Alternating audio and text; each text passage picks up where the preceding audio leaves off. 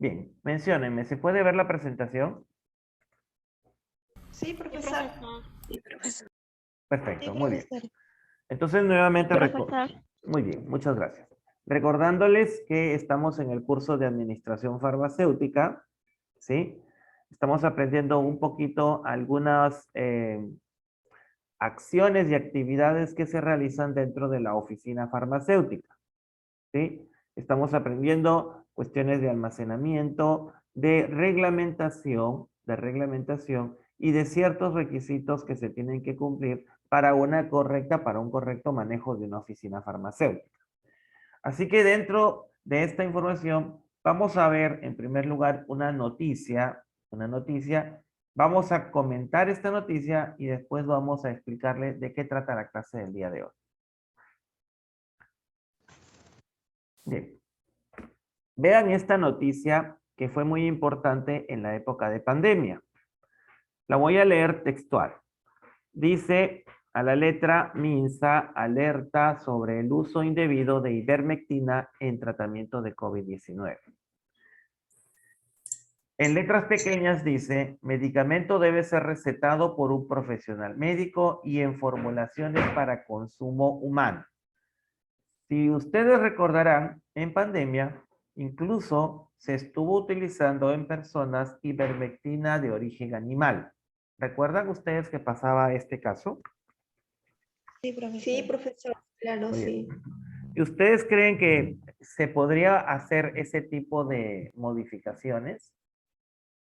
¿Se podría utilizar ivermectina de uso animal en personas? ¿Estaría correcto? No, profesor, yo creo que no. No, profesor. ¿Cuál, cuál sería la principal dificultad? Porque son el mismo principio activo. Su La concentración. dosificación. Bueno, Concentración. yo agarro una jeringa y disuelvo exactamente la cantidad que necesito y la tomo de acuerdo a la indicación para humanos. ¿Cuál sería el principal problema de utilizar ivermectina de uso animal?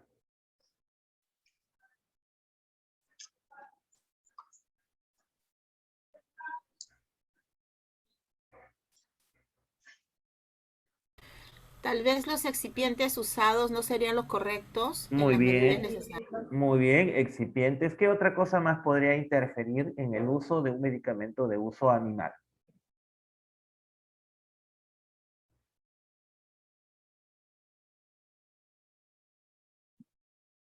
Las reacciones del cuerpo.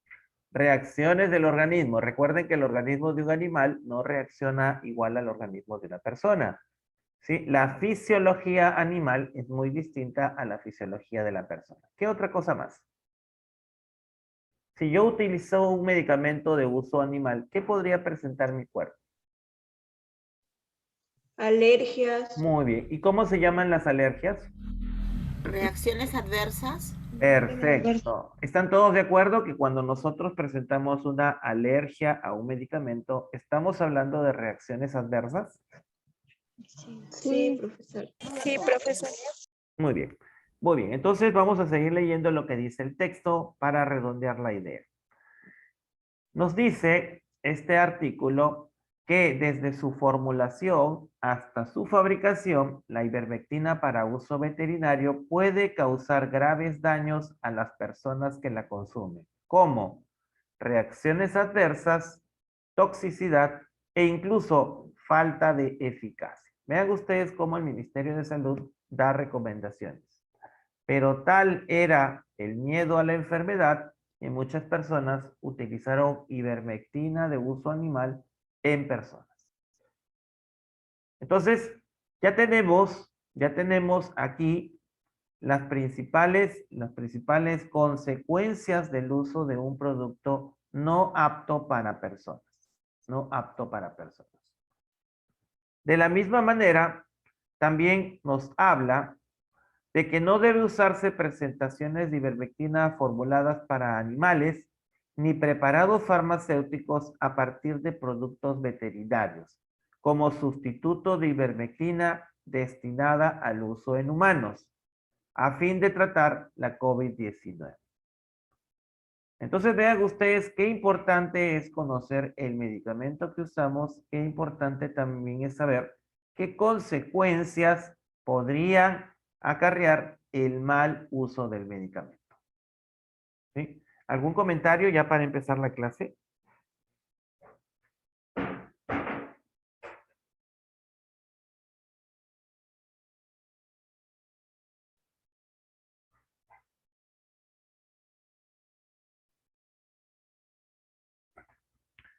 Muy bien, chicos, vamos a comenzar.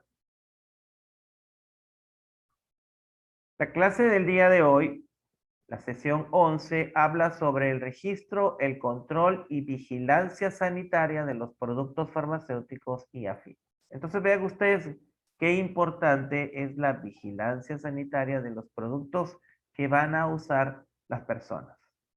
Vamos a ver ciertas características, vamos a ver también qué cosa es una RAM y también vamos a revisar brevemente los documentos que se tienen que hacer en una farmacia cuando se genera un reporte de una reacción adversa. ¿Alguna pregunta hasta ahí?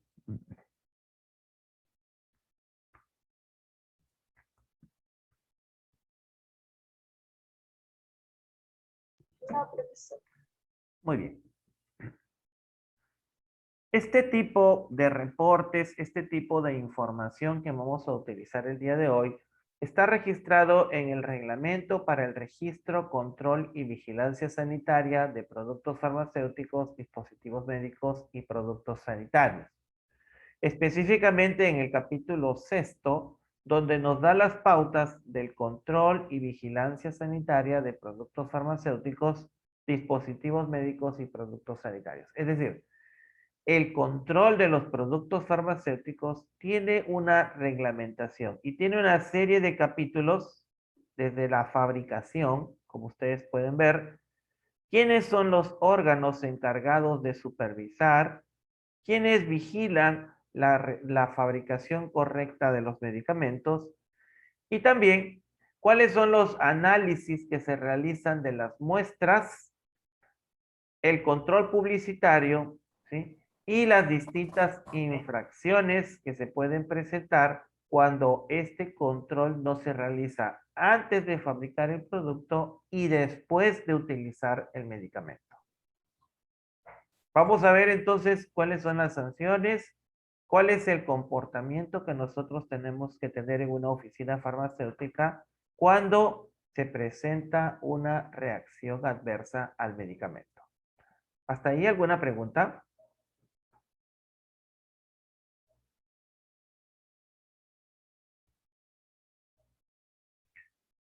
Muy bien, chicos. Primer concepto que vamos a aprender quiénes son las autoridades encargadas de supervisar y ejercer vigilancia. En primer lugar, la Autoridad Nacional del Medicamento. ¿Sí? Señorita. Señorita, ¿alguna pregunta? Sí.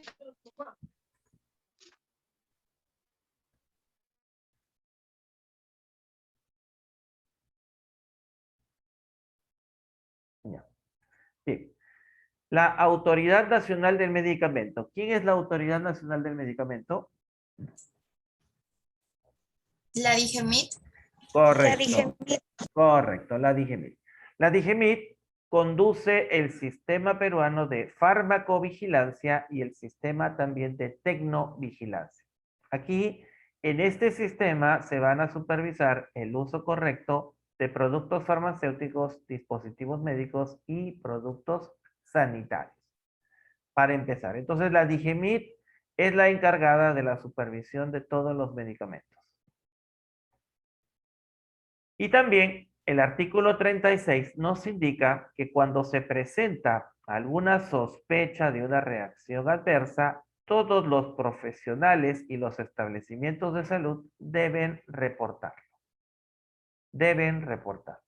Si se presentó algún problema con un medicamento, es obligación de todos los establecimientos de salud reportarlo.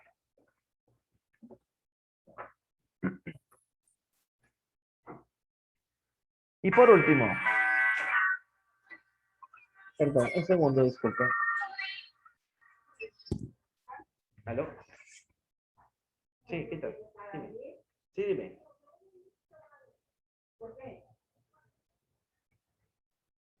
Sí, sí, a su nombre está. Yo ya le mandé incluso la foto de la boleta más.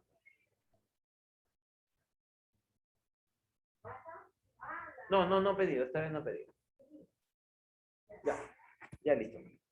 Sí, Ixa, que queda por Ignacio Perino, dice. Ya, ya. Estoy en clase. Chao, chao.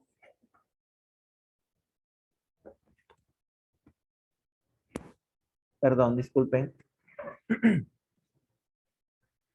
Por último, también es importante saber que toda reacción adversa o efecto adverso que se reporte es de carácter confidencial, sobre todo para proteger la integridad del paciente, ¿no?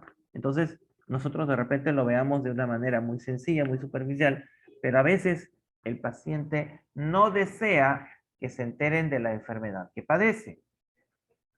Y si no desea, nosotros podemos manejarlo de manera confidencial. ¿Hasta ahí alguna pregunta?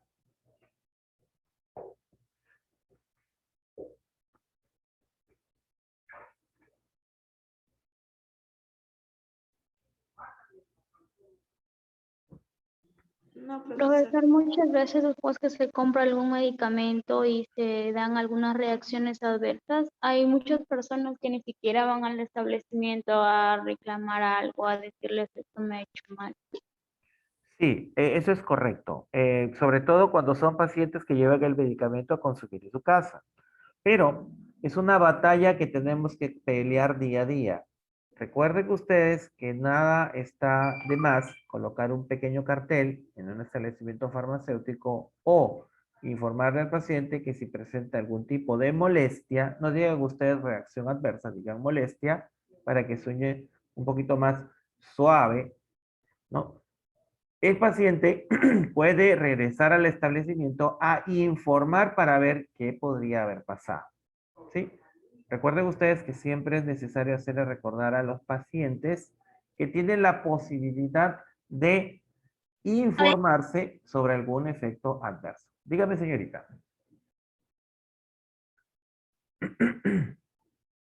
Bien, ¿había alguien que quería comentar? ¿Sí? Profesor, lo que sucede también es que a veces los especialistas en salud, los médicos, qué sé yo, y también a veces los mismos farmacéuticos, no les dicen a sus pacientes que el medicamento que llevan, que muchas veces fue prescrito, digamos, en un mal uso, podría ser nocivo o tóxico. Yo recuerdo el caso de un familiar que padecía de onicomicosis Muy bien. y, y entonces le recetaron fluconazol en pastillas y Ujú. le dijeron que podía tomarlo pues una vez a la semana por 3 meses, si no me equivoco. Así es. Pero el señor pensaba que esto era pues caramelos y se tomaba 2 a la semana y no sé, a las finales terminó con un problema hepático. El tema es que nadie jamás le dijo que ese producto en cantidades no adecuadas era nocivo. Claro, de repente fue que no le dijeron o de repente fue que él no le prestó atención a esa indicación. Mire, mire, a ver, apague su micro, señorita. Está muy arraigado en nuestro país la automedicación y muchas veces incluso desobedeciendo las órdenes del médico. Les voy a contar un caso que tiene mucha colación con lo que tú me acabas de decir. Llegó una pareja a una farmacia y justo yo estaba haciendo mi cola porque ahora hay que hacer cola con separación y distanciamiento y habían comprado un medicamento que se llama, si mal no recuerdo, domperidona. Como ustedes recordarán, de repente algunos ya por sus clases de farmacología o atención de medicamentos, la domperidona es un producto que es antiemético, es decir, impide que den náuseas y vómitos, sobre todo en los menores y también en las embarazadas. Así que tenía este medicamento, ¿no? Bajo un nombre comercial para su pequeño hijo y estaban leyendo la dosificación que les había colocado el médico. Entonces el médico les había dicho que compren una jeringa de, si mal no recuerdo, de 3 o de 5 mililitros, y que le tengan que dar al niño solamente 1,5 mililitros, porque ya había calculado por el peso del niño cuánto de contenido de domperidona tenía que darle. Entonces, cuando la mamá vio la jeringa y vio que la cantidad que le iban a dar era una cantidad muy pequeña, ¿no? Le dijo al esposo, tan poco, ¿por qué no le damos 2,5? O sea, una persona que no tiene formación médica estaba contraviniendo una receta médica porque le parecía que le estaban dando poca cantidad de medicamento a su menor hijo. Entonces vean ustedes que hasta qué grado puede llegar la desobediencia a una indicación médica. Obviamente que yo le tuve que decir a la señora, ¿no?, que si ella cometía eso, iba a generar algunos problemas a su menor hijo. Por ejemplo, somnolencia, dolores de cabeza, etcétera, etcétera. Entonces, este caso que tú presentas puede haber pasado con tu familiar que le hayan comentado el uso correcto del medicamento y de repente él no prestó atención o no le dio la debida importancia. Y en las finales tuvimos un problema mayor por un mal uso de un medicamento. ¿Algún otro comentario?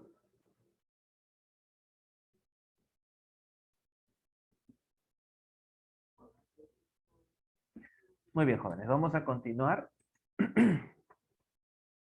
¿Qué cosa es una RAM? Tenemos el concepto de la Organización Mundial de la Salud, efecto nocivo y no deseado que ocurre a dosis usuales empleadas. Vean ustedes este término, dosis usuales empleadas, es decir, uso correcto del medicamento para el o la profilaxis, diagnóstico o tratamiento de enfermedades o para modificar las funciones fisiológicas. ¿Cuáles son los sinónimos de una RAM? Efecto adverso o efecto indeseable. Entonces vean ustedes, dosis usuales empleadas. Estamos hablando de dosificación correcta. Usamos un medicamento correctamente y se presentaron reacciones adversas. Que es muy distinto el caso que hemos hablado anteriormente, donde hay una sobredosificación o un mal uso del medicamento. ¿Está claro? Sí, profesor. Muy bien. Entonces, cuando ustedes tengan un sospechoso caso de una RAM, siempre averigüen a qué o qué cantidad de medicamento utilizó el paciente. Eso es primordial. ¿Cuántos días de tratamiento? ¿Qué cantidad de medicamento estuvo tomando? Si siguió todas las indicaciones en cuanto a qué alimentos no tomar, qué alimentos sí se pueden utilizar, etcétera.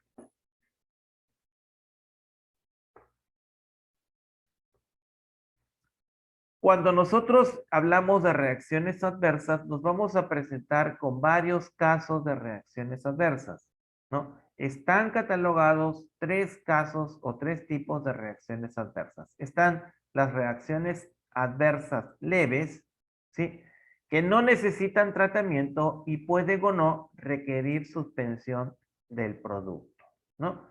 Por ejemplo, si de repente presentamos, ¿no?, un aumento de temperatura leve al usar un medicamento, pero que así como llegó el aumento de temperatura, volvió a bajar la temperatura corporal. Son reacciones adversas leves.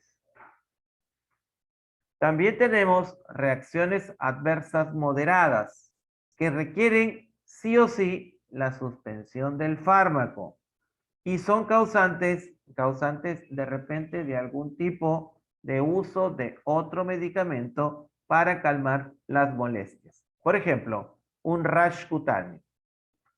Cuando presentamos un rash cutáneo, te suspendemos el tratamiento y obviamente tenemos que utilizar un antialérgico. ¿Hasta ahí alguna pregunta?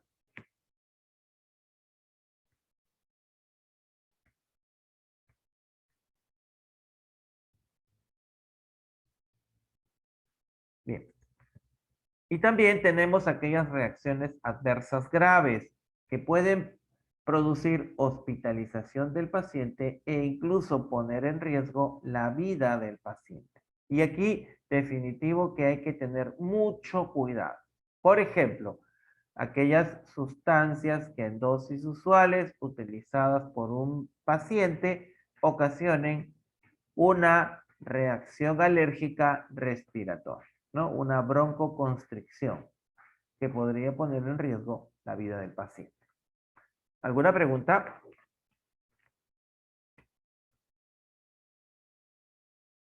¿Está todo claro? Profesor, ¿el síndrome de Guillain-Barré se encuentra en esta categorización? Perfecto. Vamos a hablar un poquito sobre el síndrome de Guillain-Barré. El síndrome de Guillain-Barré no es una reacción adversa.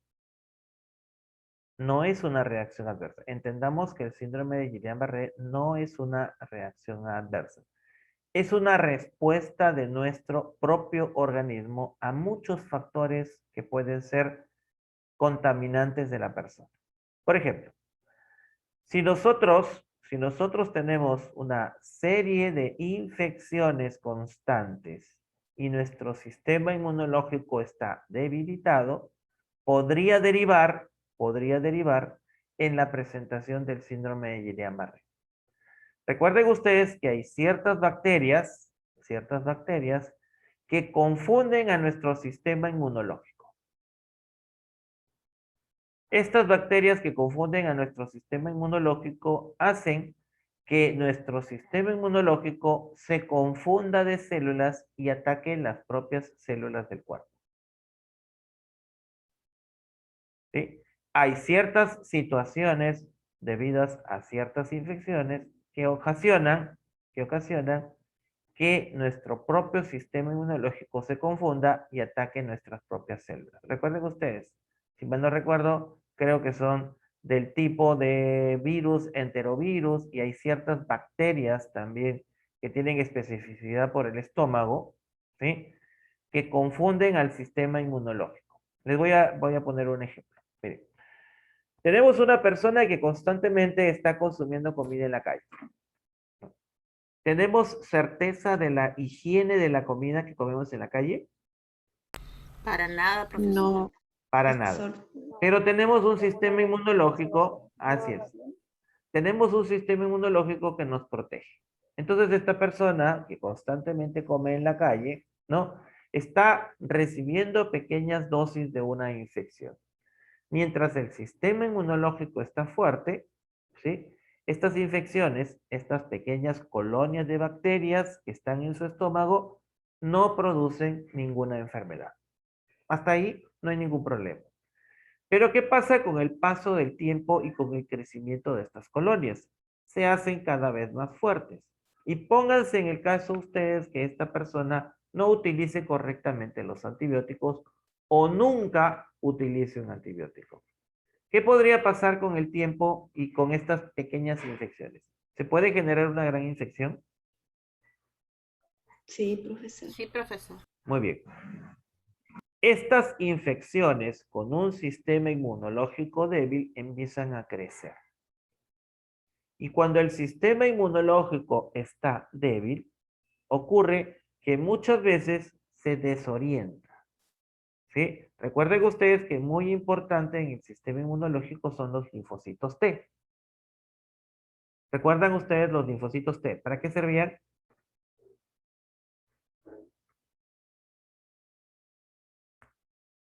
Para combatir infecciones. Sí, pero ¿cuál era su función específica?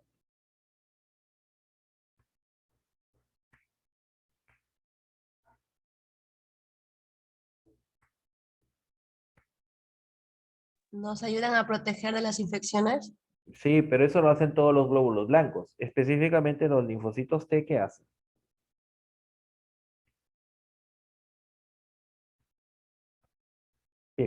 Les explico. Ustedes han visto que en un ejército, cuando va a la guerra, hay ciertos soldados que tienen un radio en la espalda. Sí, profesor. Bien. Sí. Esos soldados que tienen un radio en la espalda son quienes avisan a las tropas hacia dónde tienen que atacar.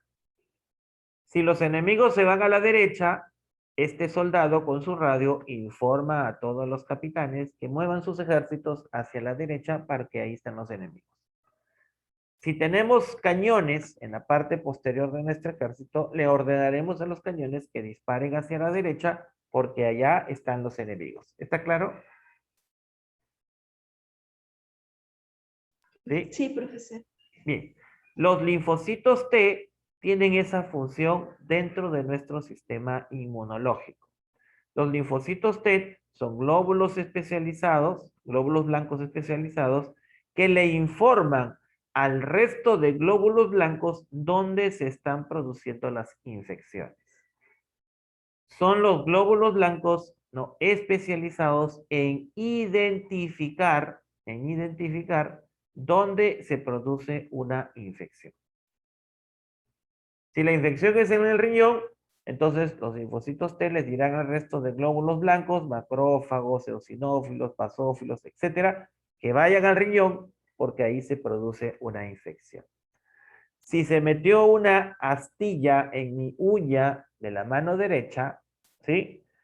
Y se produce una infección, los glóbulos blancos irán a esa zona a combatir a esa infección y a ustedes les saldrá pus. ¿Has visto cuando les salen pus en una herida? Es porque ahí hubo un combate de los glóbulos blancos matando a las bacterias que producen la infección. Pero ¿quién les ordenó que vayan a ese dedo? Los linfocitos T. ¿Hasta ahí se entiende, chicos? Sí, profesor. Sí, profesor, ya lo entendí. Perfecto. Ahora bien, ¿qué pasa en Guillain-Barré?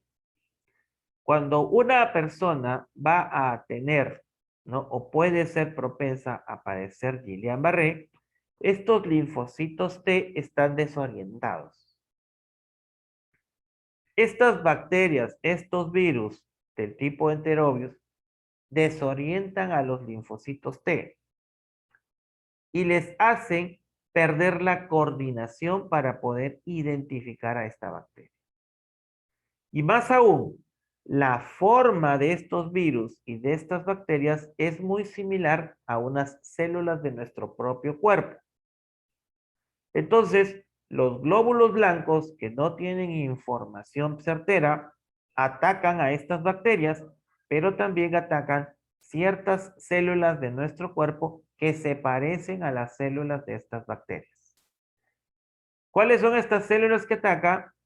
Los nervios o las células nerviosas de los miembros inferiores.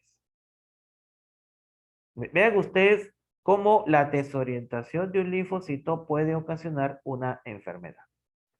Entonces, nuestro propio sistema inmunológico debilitado ataca nuestras propias células. ¿Qué células son las de predilección? Miembros inferiores. Por eso, cuando hay un paciente con Guillain-Barré, lo primero que tiene es dificultad para caminar. ¿Hasta ahí me entienden, chicos? Sí, profesor. ¿Alguna pregunta hasta ahí?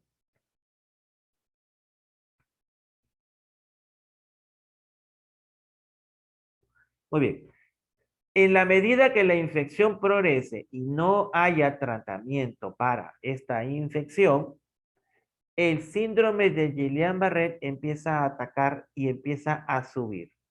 Ya no solamente piernas o miembros inferiores, sino también brazos.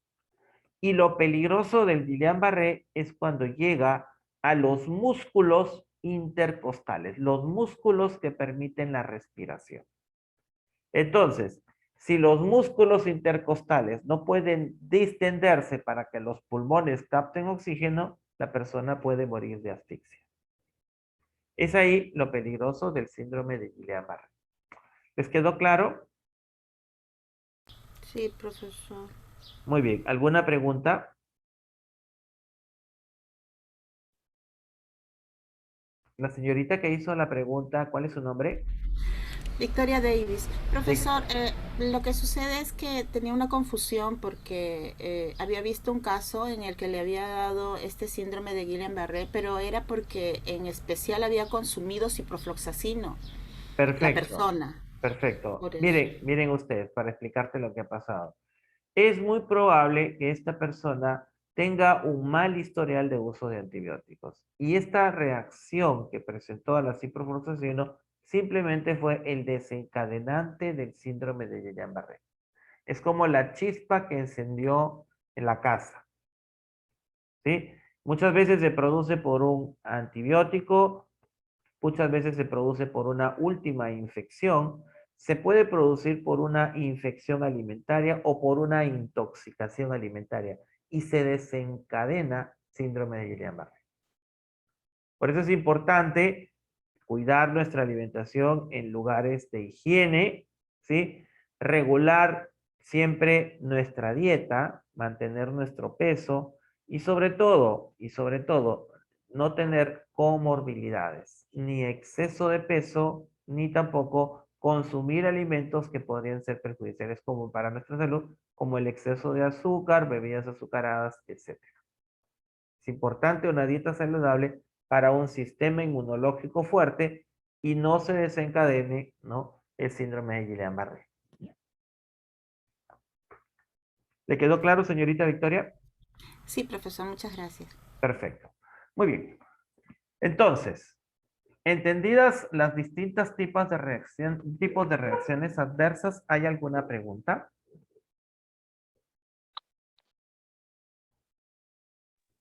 Profesor, en el caso de que se confirme una reacción adversa moderada por parte del personal médico y traigan consecuencias, ¿no? La persona que iba a comprar el medicamento y por algún caso le haga mal de una alergia, el medicamento correría por parte de la farmacia o la botica así que le dé a gratis o igual él tiene que pagar.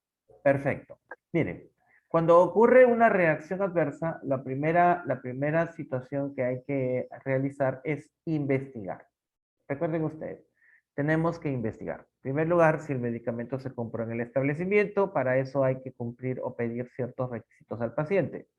El medicamento para verificar si el medicamento es el vendido, la boleta de venta y también cotejarlo con la persona que realizó la venta para tener todos los indicadores de que el producto ha salido del establecimiento farmacéutico. Una vez teniendo todos estos datos, el siguiente paso es informar al proveedor. El proveedor necesariamente se va a comunicar con el laboratorio para poder hacer un seguimiento, ¿sí? Y obviamente, si todo se confirma como cierto, la venta del producto, el laboratorio, la droguería y todo está conforme, no hay ningún problema en reponerle el medicamento al paciente. Cada laboratorio tiene un procedimiento establecido por las buenas prácticas de farmacovigilancia. Y dentro de ese procedimiento se considera la reposición del medicamento siempre y cuando se confirme que realmente ha sido un problema ocasionado por la calidad del producto. Si es un problema por un mal uso, entonces ahí lo que se hace es un reporte, pero ahí no tiene nada que ver el laboratorio y no hay ningún tipo de devolución. Te voy a poner un ejemplo que sale del caso. Si tú compras un auto 0 kilómetros, lo manejas y te chocas, ¿el fabricante del carro te tiene que devolver? No, profesor. No porque sí Así es. ocuparía. Un segundo, Porque espéreme con su respuesta. Un segundo que tengo que contestar el teléfono y vayan pensando sus respuestas. Un segundo. Aló. Sí, dime.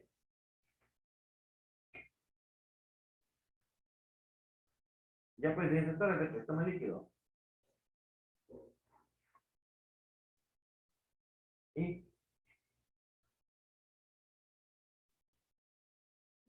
Te llamo de un ratito que estoy en clase. ¿Ya? Ya, chao, chao. disculpen la interrupción. Lo que pasa es que tengo a mi familiar que tiene cerca de 80 años y me llama cuando tiene alguna... A ver, su audio. Yo también.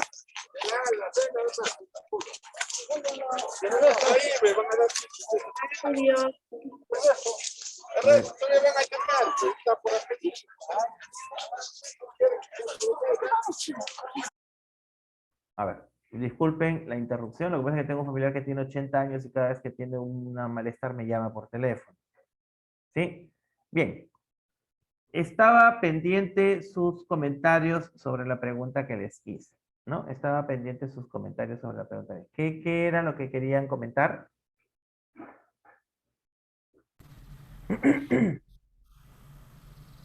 Que no era culpa del fabricante, sino culpa de nosotros. Así es. No era culpa del fabricante. Lo mismo pasa cuando ustedes hacen un mal uso de un medicamento. ¿De quién es la culpa? ¿Del fabricante o de la persona que no leyó bien las indicaciones? De la persona que no le... De la persona que no leyó las indicaciones. Así es. ¿Cuándo es responsable un laboratorio? Cuando el paciente usa correctamente el medicamento y se presenta una De la persona reacción que no leyó adversa. las indicaciones. Así es. Vean ustedes, voy a regresar la diapositiva y vamos a leer nuevamente lo que se considera una RAM.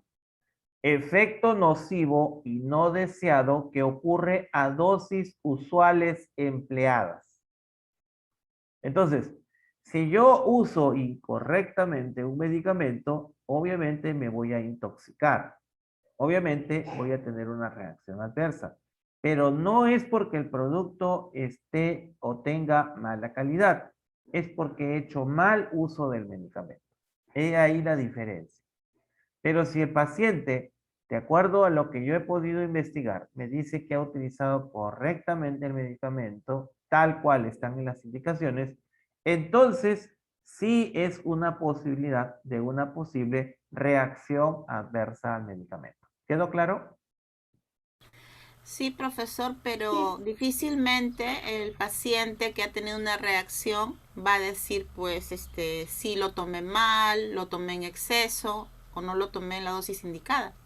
Perfecto, reportamos, porque el laboratorio igual va a realizar las investigaciones y va a revisar su producto para ver si hubiera algún problema en la fabricación. Recuerden ustedes que todos los laboratorios siempre guardan contramuestras, es decir, lotes de los productos que han fabricado guardan una pequeña muestra para si se presentara algún efecto adverso, ¿no? Podrían analizar esas muestras de ese lote de producto para ver si es cierto. Obviamente, el laboratorio no va a querer devolver cada vez que se presenta una RAM. Tiene que investigar si realmente se ha presentado por problemas de fabricación del medicamento. Y ahí se genera todo un proceso que ya les voy a explicar cuál es el procedimiento exacto. ¿Sí? Entonces, avanzando con la diapositiva, ¿quedó claro lo que era una reacción adversa? Sí, profesor. Muy bien. ¿Qué pasa cuando se producen muy seguido las RAM o qué influencia tienen las RAM? Recuerden ustedes que en primer lugar las RAM afectan nuestra calidad de vida. Si se presenta una reacción adversa, obviamente el paciente se ve afectado. En segundo lugar, cuando se produce una RAM, se puede generar pérdida de confianza en el médico. Si yo voy con una dolencia a un médico, tomo un medicamento y aparezco con otra dolencia, yo podría dudar de la efectividad del tratamiento del médico. También aumentan los costos de asistencia, es decir, se van a gastar más medicamentos. Imagínense tomar un medicamento y amanecer con una alergia que te indica que tienes que tomar otro medicamento. Estás haciendo un gasto adicional. Podría también implicar un cambio de tratamiento y también esto genera más gasto. Y por último, las RAM imitan enfermedades y también dificultan su detección. Entonces vean ustedes todos los problemas que se ocasionan cuando se presentan las reacciones adversas al medicamento. ¿Alguna pregunta?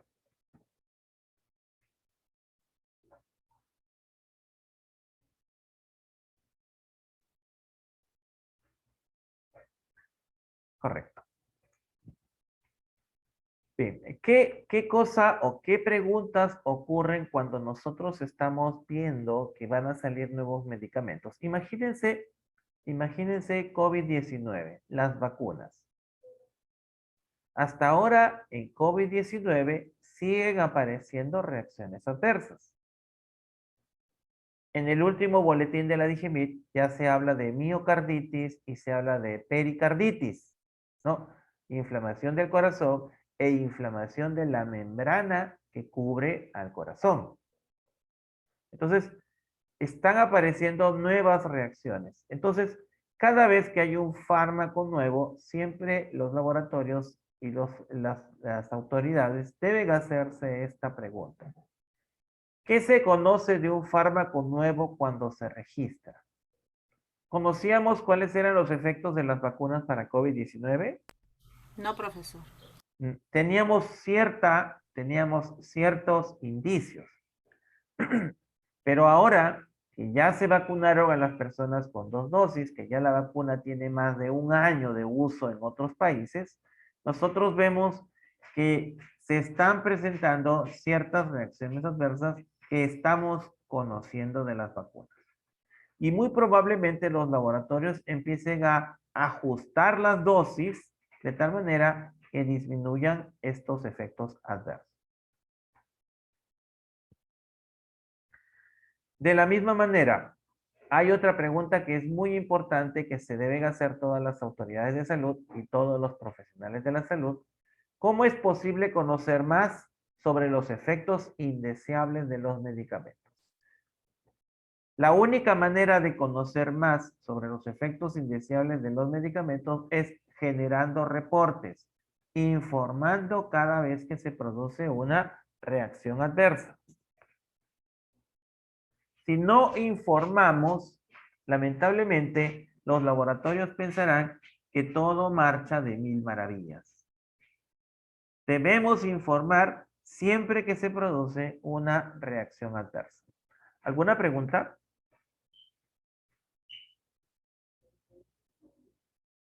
Profesor, ¿y qué va a pasar con las personas que ya tienen sus dosis? Van a tener probablemente problemas cardíacos. Bueno, la incidencia es bastante leve. La incidencia es bastante leve. Como les vuelvo a decir, nosotros teníamos 2 caminos a seguir. Y todos, les digo todos porque todos nos hemos vacunado.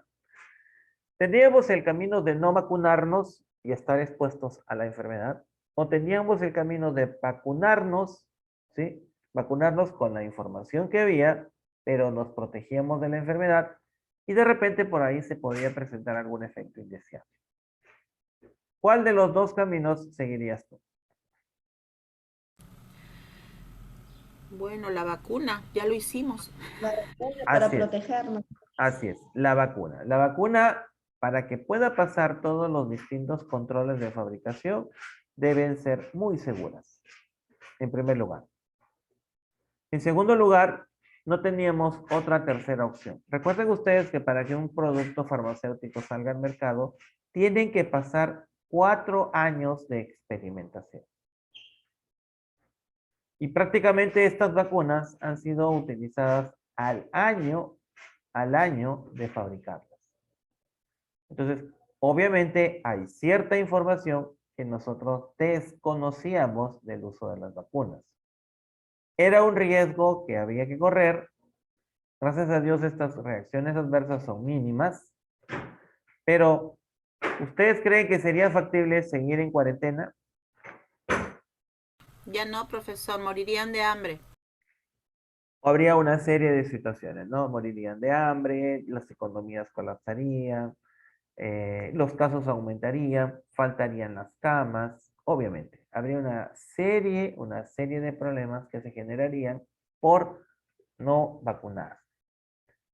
Ahora ya las economías están moviéndose poco a poco, ¿sí? Poco a poco. Esperemos llegar, dicen que en el transcurso de un año, a la normalidad. Esperemos, esperemos. Hay mucha gente que no se quiere vacunar, profesor, todavía. Así es, hay mucha gente que no se quiere vacunar, pero esperemos que no se contagie. Recuerden ustedes que lo interesante de los estudios de epidemiología es que el 80% de la población debe estar vacunada.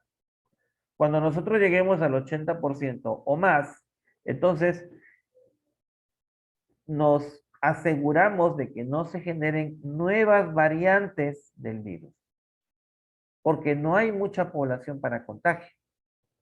Si no hay mucha población para contagio, entonces el virus no puede mutar.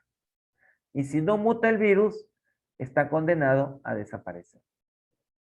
Esa es básicamente la idea. Por eso es que ustedes habrán visto que de la variante Delta ha aparecido una nueva variante en algunos países que es la variante Delta Plus. Si nosotros no nos hubiéramos vacunado, tengan por seguro que hubieran aparecido más variantes mucho más fuertes, mucho más fuertes. Porque el virus también cambia, muta para seguir sobreviviendo. Muy bien. ¿Alguna otra pregunta?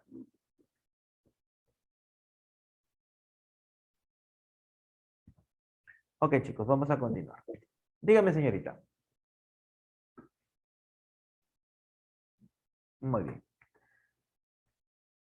Recuerden ustedes que la farmacovigilancia o la vigilancia de medicamentos es una actividad de salud pública, ¿sí? Que todos debemos estar incluidos en esta actividad. También nos permite la identificación, la evaluación y prevención de los riesgos asociados a los medicamentos una vez que han sido comercializados. La única manera de poder saber si un medicamento presenta reacciones adversas es utilizando el medicamento. Y además, está orientada a la toma de decisiones que permitan mantener la relación beneficio-riesgo, tal cual hemos visto con las vacunas. Hay un beneficio y también hay un riesgo. Pero si el riesgo es menor que el beneficio, nosotros podemos utilizar el medicamento. ¿Alguna pregunta?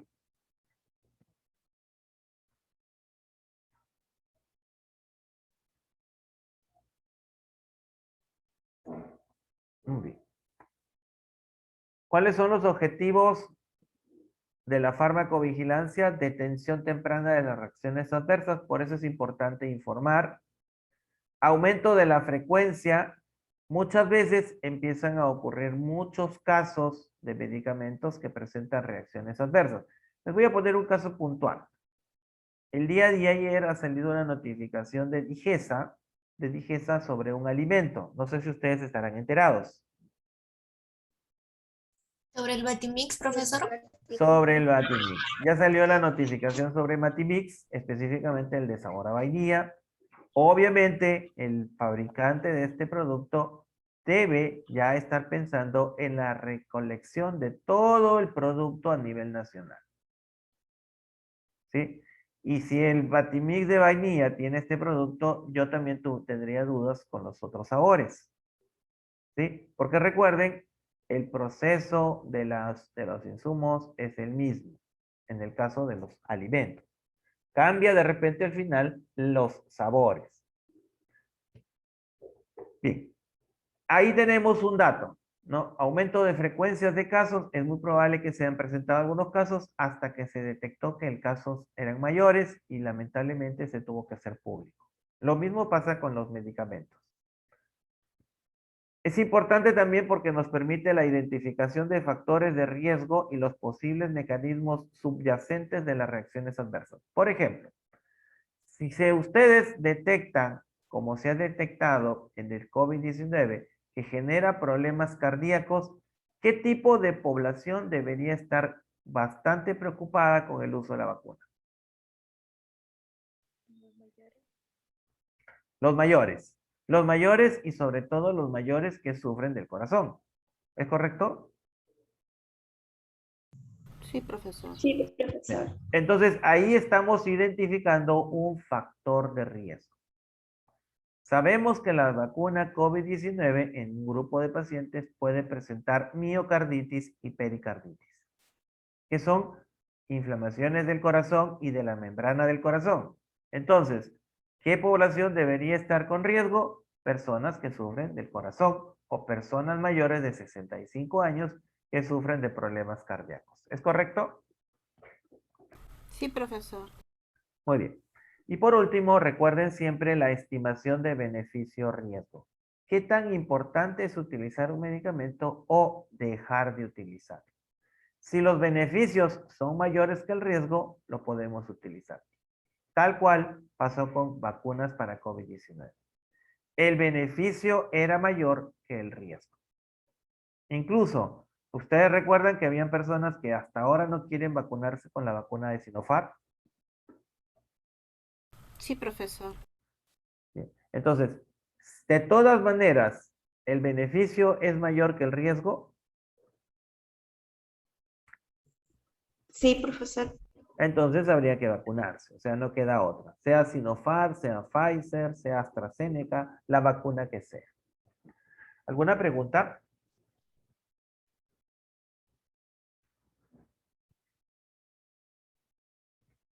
Muy bien. ¿Quiénes participan? ¿Quiénes participan de farmacovigilancia o no de informar sobre reacciones de un medicamento? Participa la industria farmacéutica, participan las autoridades sanitarias, los profesionales de la salud o profesionales sanitarios involucrados. Todo profesional que esté involucrado con medicamentos debe participar de informar, pero sobre todo y más importante, el paciente debe estar en la suficiente capacidad de informar cuando se presenta una reacción adversa al medicamento. Si el paciente no informa, nosotros no podemos cumplir o realizar funciones de farmacovigilancia. ¿Está claro?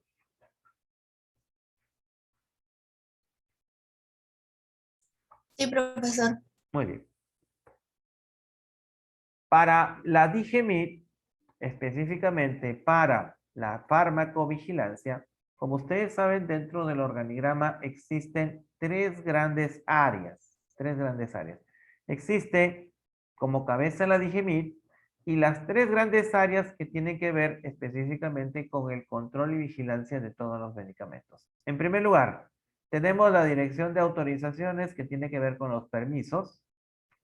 Tenemos la dirección y control y vigilancia sanitaria, que tiene que ver con todo lo que tenga que ver con salud pública y también que tenga que ver con la fabricación de los medicamentos. Y tenemos la dirección de acceso y uso del medicamento. La dirección de acceso y uso de los medicamentos es la responsable y la encargada de verificar cómo se usan correctamente los medicamentos. Y para eso tiene dependencias. El equipo de acceso para uso racional, el equipo de uso racional de los medicamentos para una correcta distribución, el equipo de atención farmacéutica y el equipo encargado de la farmacovigilancia es el equipo de epidemiología y farmacovigilancia. Este es el equipo encargado de verificar cuando se producen las RAM.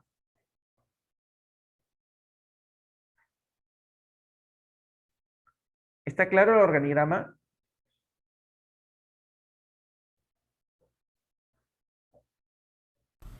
Sí, profesor. Muy bien. Ya para terminar, esta gráfica que he traído a colación, nos refleja que hay una verdad, una gran verdad muy oculta sobre las RAM. Nosotros solamente vemos una pequeña porción es visible. Así como este iceberg, ustedes pueden ver una pequeña porción.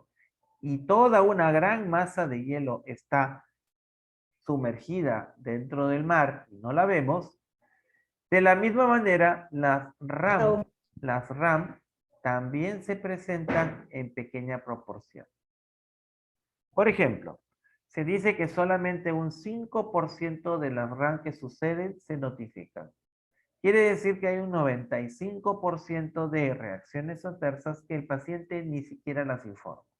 Entonces, vean ustedes, y tal como han mencionado sus compañeros, hay un largo camino que trabajar para que estas RAM puedan llegar a números donde nosotros tengamos la información correcta.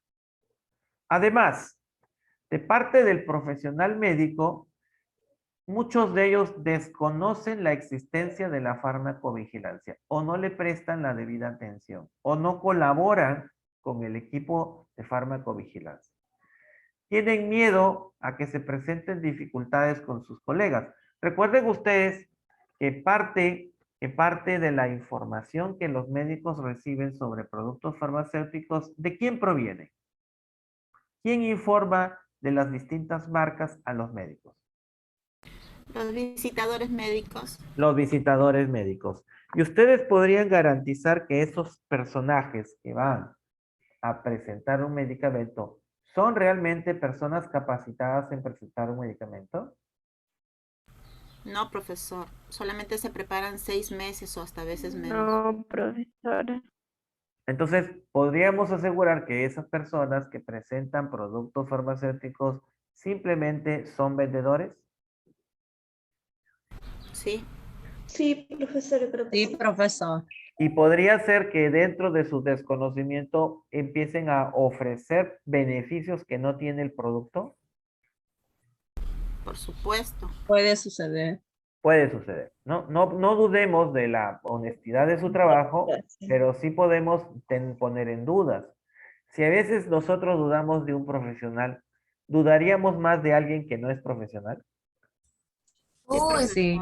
Sí. Entonces, eso genera, porque recuerden ustedes que los laboratorios farmacéuticos mucho entregan ciertos obsequios a los profesionales médicos.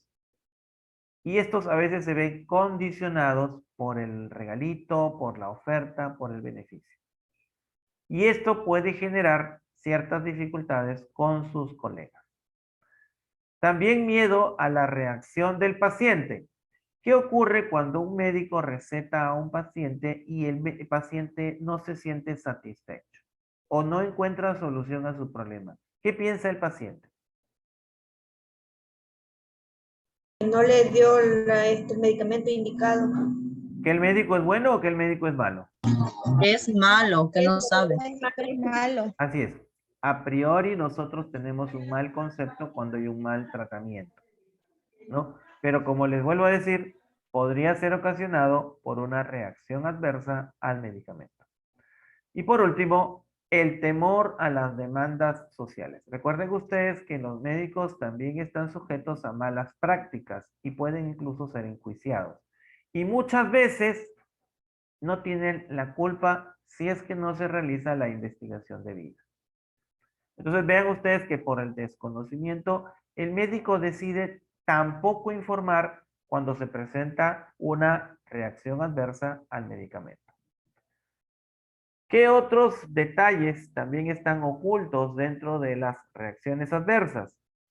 También que otros profesionales de la salud desconocen la farmacovigilancia y también desconocen que ellos también deben informar.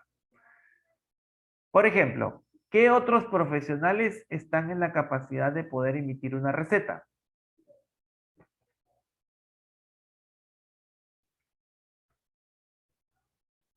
Aparte de los médicos. Solo los psiquiatras, profesor, que yo sepa. ¿Segura? De acuerdo a al reglamento nos dice que los odontólogos y las obstetras también pueden emitir recetas dentro de los medicamentos de su campo. Los profesionales que pueden emitir recetas son los médicos, cualquiera sea su especialidad. Recuerden que un psiquiatra también es un médico. Las obstetras y los odontólogos. Son los 3 profesionales que pueden emitir recetas. ¿Sí? ¿Está claro? Sí, profesor.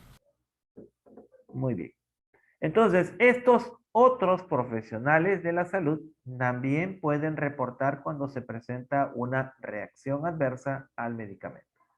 Entonces vean ustedes que hay un amplio campo, ¿no?, de desconocimiento o de miedo que genera que no se reporten las RAM.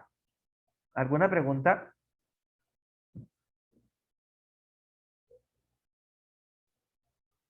Ninguna, profesor. Perfecto. Muy bien. El artículo 56 nos indica los distintos objetivos que se deben cumplir cuando nosotros tenemos medicamentos que evaluar, ¿sí? Y cuáles son las principales funciones del Sistema Nacional de Farmacovigilancia, ¿sí? Y también esta es la famosa notificación espontánea. Es decir, este documento, esta tarjeta amarilla, es el documento utilizado cuando se detecta una sospecha de reacción adversa al medicamento. ¿Sí? Como ustedes pueden ver, es bastante explícita, los datos son fáciles de llenar. Si yo detecto y voy a informar una sospecha de una reacción adversa, esta tarjeta amarilla nos la puede proporcionar el laboratorio fabricante y se pueden empezar a llenar todos los datos necesarios para un reporte de una reacción adversa al medicamento. Están los datos del paciente, la persona que notifica, si es el médico, el odontólogo, la obstetriz, el farmacéutico, la enfermera u otra persona, la que informó, los medicamentos sospechosos con toda la descripción, cuál fue el motivo de la prescripción, cuál fue la enfermedad que tuvo el paciente, cuáles son las reacciones adversas sospechadas y también informar de otros medicamentos que consume el paciente para ver si no hubo interferencias entre más de un medicamento. Y por último, algunas observaciones adicionales como el tipo de alimentación, ¿no? A qué hora se consumió el medicamento, si el paciente tiene otra enfermedad adicional a la enfermedad declarada, etc. Con estos datos se puede hacer un seguimiento del medicamento y poder descubrir si realmente el medicamento fue el culpable de esta reacción adversa. ¿Está claro? Sí, profesor. ¿Y esta hoja la solicita el personal de farmacia o el cliente? Bien, este trámite lo realiza el personal de farmacia. Realmente lo realiza el químico farmacéutico. Es un trámite bastante tedioso. Les digo que en mi labor como químico farmacéutico yo he tenido que presentar cuatro de estos reportes. ¿Sí? Por suerte ahora estas hojas vienen digitalizadas, así que uno no necesita tenerlas en físico, las puede llenar directamente en virtual y automáticamente se genera un número de sospecha de reacción adversa y se genera una serie de correos, ¿no?, con las distintas personas involucradas, sea la droguería que vendió, el laboratorio que vendió, los químicos responsables en cada una de estas empresas, el químico que reportó y también se le copia los mensajes que interesan al paciente, ¿sí? Al paciente. Incluso si la solución es devolverle el dinero del medicamento al paciente, debe estar refrendado por alguno de estos correos. Si la solución es cambiarle el medicamento al paciente, también está refrendado por estos correos para que no se perjudique a las personas que no tienen absolutamente nada que ver con el medicamento. Por ejemplo, si la farmacia vendió un documento y está reportado una RAM, obviamente el laboratorio le reembolsa a la farmacia el costo de estos medicamentos que han sido vendidos. ¿Sí? No hay ningún problema, los laboratorios no se hacen ningún problema cuando se trata de problemas de calidad de sus productos. Pero hay que hacer el correcto seguimiento y el correcto envío de información, eso sí.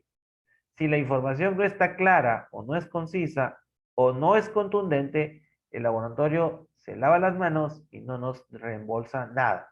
Pero si toda la información es concluyente y bien detallada, no hay ningún problema para que el laboratorio reembolse el costo de los medicamentos que se han consumido. ¿Está claro?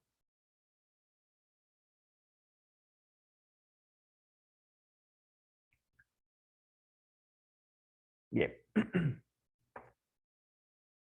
¿Qué van a hacer ustedes el día de hoy en la tarea que van a realizar? Son las 10, la clase acaba a las 11:15, ¿es correcto? 11:05, 11:15. 11:05, profesor. Bien, No, profesor. entonces tienen ustedes una hora. Van a identificar los tipos de RAM a través de casos propuestos. Para investigar, como les mencioné, un medicamento que tengan en su casa, que hayan utilizado, cualquier medicamento, ¿sí?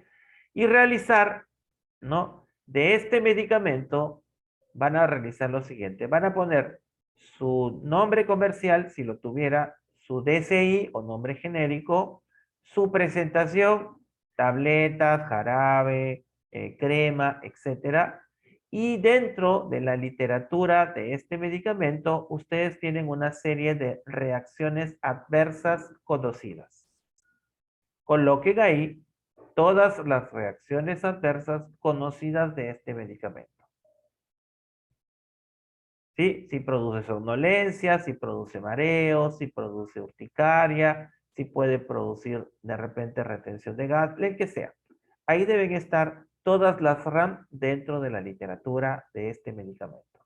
Un solo medicamento, ¿sí? Y me detallan sus RAM conocidas o reacciones adversas conocidas. ¿Está claro? ¿Puede volver a repetir, por favor? Bien, nuevamente. Yo les he pedido a ustedes que utilicen un medicamento que tienen en su casa. ¿Sí? Ustedes tienen un medicamento en su casa. Y ese medicamento que tiene en su casa muy posiblemente tenga un inserto. O si es un producto de venta libre, dentro del empaque deben figurar sus reacciones adversas. Entonces, ustedes van a realizar esta tarea en la plataforma Canvas. En primer lugar, van a colocar el nombre del medicamento, los componentes o principios activos del medicamento, ¿sí? En su nombre genérico, la presentación, por ejemplo, jarabe de 120 mililitros, ¿sí? Y debajo me van a colocar sus reacciones adversas que están anotadas dentro del inserto o del empaque del producto que ustedes han escogido. ¿Está claro? Sí, profesor. ¿Sí? ¿Les quedó claro a todos? Sí, profesor. A ver, habían algunos compañeros que estaban levantando la mano. Vamos a ver. Jocelyn Morales, ¿tenías alguna pregunta? Componentes, principios activos, dijo profesor. Sí, componentes o principios activos o, sí, sí, o ingredientes, como quieran ustedes considerarlos. ¿Está claro? Profesor, también tiene que ir, o por ejemplo, si hacemos de un antigripal, sus componentes, ¿qué es lo que contiene cada uno? Por ejemplo, si usted va a coger un antigripal, pone usted en primer lugar el nombre comercial del antigripal. Debajo va a colocar los ingredientes, los componentes de este antigripal. Y debajo va a colocar la presentación. ¿Qué presentación es? ¿Tabletas? Sí, por eso. Ya. Y debajo va a colocar las reacciones adversas que figuran en el inserto de este medicamento. Su concentración también de cada medicamento. Eso lo coloca en los ingredientes. Ok. ¿Sí? ¿Está claro? Sí, profesor, gracias. Muy bien. ¿Quedó claro para todos? Tienen ustedes más o menos una hora para realizar esta tarea. Dígame. Profesor, ¿lo puedo hacer en Word y subir sin archivo? Sí, no hay problema. En este momento yo lo publico en Canvas y ustedes lo van a realizar. Profesor, ¿hasta qué horas va a estar activo? ¿Hasta las 11:05? Hasta las 11:05. Ok, gracias. Muy bien. ¿Alguna otra pregunta? Profesor, A la tarde, profesor. No, porque estamos en clase. Ustedes están en clase. Ahorita están en clase conmigo. algunos van a viajar. ¿Sí? Viajarán después de la clase, pues, porque la clase acaba a 11:05. ¿O ya mi clase acabó? Mi clase no ha acabado. Mi clase acaba 11:05. ¿Bien? ¿Está claro? Profesor, Dígame. disculpe, también dijo que puede ser de los OTC, ¿no? Por Sí. ejemplo, tengo ibuprofeno Perfecto, pero ibuprofeno ¿de cuánto? de 120 mililitros, dice acá. 120 mililitros jarabe. Sí, Jarabe. suspensión oral. 100 mililitros, ya. Perfecto, utiliza tu ibuprofeno, no hay ningún problema. Entre paréntesis, ponme el laboratorio que lo fabrica. Porque dices, ibuprofeno, entre paréntesis, Genfar. Ibuprofeno, entre paréntesis, Farmindustria. Por poner un ejemplo. ¿Sí está claro? Está bien, profesor, gracias. Muy bien. ¿Está claro para todos? Esa tarea no les demora más de 10 minutos. Hay que hacerla. ¿Sí? Profesor, disculpe, Dígame. ¿tiene que ser escrito, manual o ahí va a estar, nos va a mandar un enlace por el cual? Yo lo voy a enviar a la plataforma Canvas. A ver, apaguen su micro que me está volviendo sordo.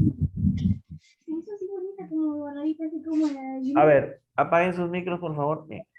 Plataforma Canvas. Plataforma Canvas. Ahí va a estar para que ustedes suban su archivo o lo escriban ahí y me den su respuesta. No hay ningún problema. ¿Está claro?